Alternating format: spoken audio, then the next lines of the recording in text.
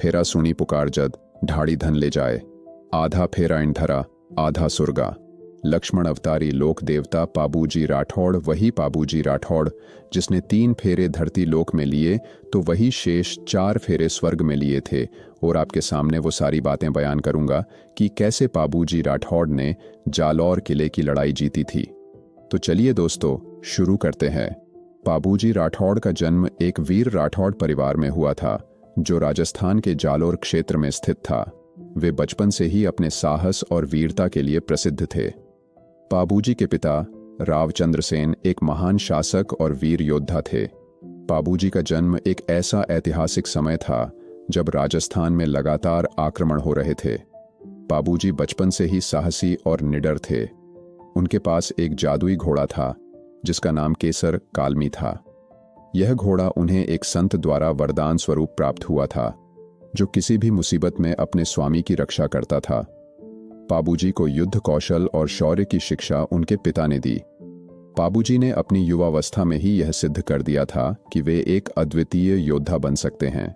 जालौर किला राजस्थान के सबसे मजबूत किलों में से एक था। इसे मारवाड़ के इलाके का एक महत्वपूर्ण रक्षक माना जाता था।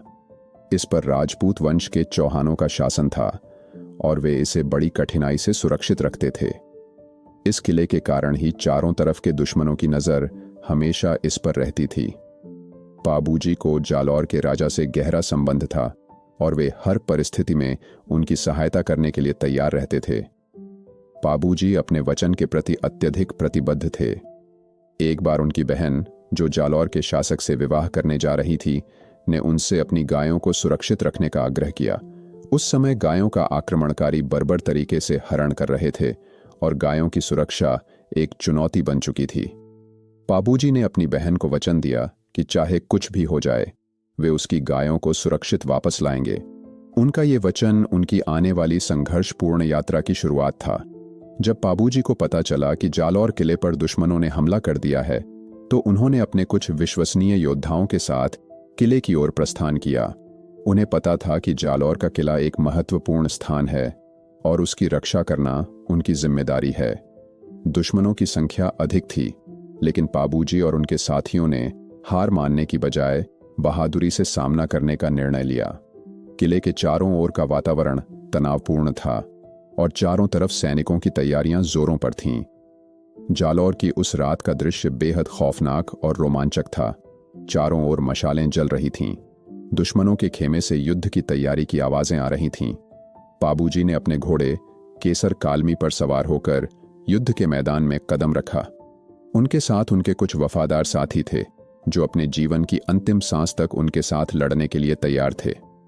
दुश्मन की सेना विशाल थी और अत्यधिक प्रशिक्षित भी, लेकिन पाबूजी के साहस और रणनीति ने उन्हें हतप्रभ कर दिया। जैसे ही युद्ध शुरू हुआ, पाबूजी ने अपनी तलवार को बड़े ही कौशल के साथ दुश्मनों के बीच घुमाना शुरू किया। हर वार में उनके साहस और आत्मविश्वास की झलक थी। केसर कालमी की तेजी और उनकी तलवारबाजी ने कई दुश्मनों को धूल चटा दी। पाबूजी और उनके साथी बहादुरी से लड़ते रहे, लेकिन दुश्मन की संख्या अधिक होने के कारण उनकी ताकत कम होती जा रही थी। युद्ध के दौरान पाबूजी गंभीर रूप से घायल हो गए थे, लेकिन उन्होंने अपनी आखिरी सांस तक लड़ने का निर्णय लिया। उनका ये बलिदान न केवल जालौर के लिए था, बल्कि उनके दिए गए वचन के प्रति सम्मान का भी प्रतीक था। पाबूजी ने अपने शरीर को ढाल बनाकर अपने साथियों को आगे बढ़ने का रास्ता दिया ताकि वे सुरक्षित रहें। उनके अदम्य साहस ने उनकी वीरता को अमर बना दिया। जालौर किला बचा लिया गया, लेकिन पाबूजी ने अपने प्राण त्याग दिए। उनके बलिदान ने सभी को हिलाकर रख दिया और उनकी वीरता की गाथा सदियों तक लोगों के मन में गूंजती रही। उनके बलिदान के बाद उनके साथी उन्हें महान श्रद्धांजलि अर्पित करते हुए वापस लौटे। पाबूजी राठौड़ की इस कहानी ने राजस्थान की लोक कथाओं में एक विशेष स्थान प्राप्त किया। राजस्थान के हर कोने में पाबूजी के साहस और त्याग की गाथा गाई जाती है। उनका बलिदान केवल एक योद्धा का बलिदान नहीं था, बल्कि एक संस्कृति और परंपरा का प्रतीक था। उनके प्रति सम्मान व्यक्त करने के लिए उनके नाम पर कई मंदिर बने, जहां लोग उनकी पूजा करते हैं और उनकी वीरता की कहानियों का गुणगान करते हैं। पाबूजी की इस कहानी ने न केवल राजस्थान बल्कि पूरे भारतवर्ष को गर्वित किया है। उनकी गाथा आज भी राजस्थान के ग्रामीण इलाकों में गाई जाती है।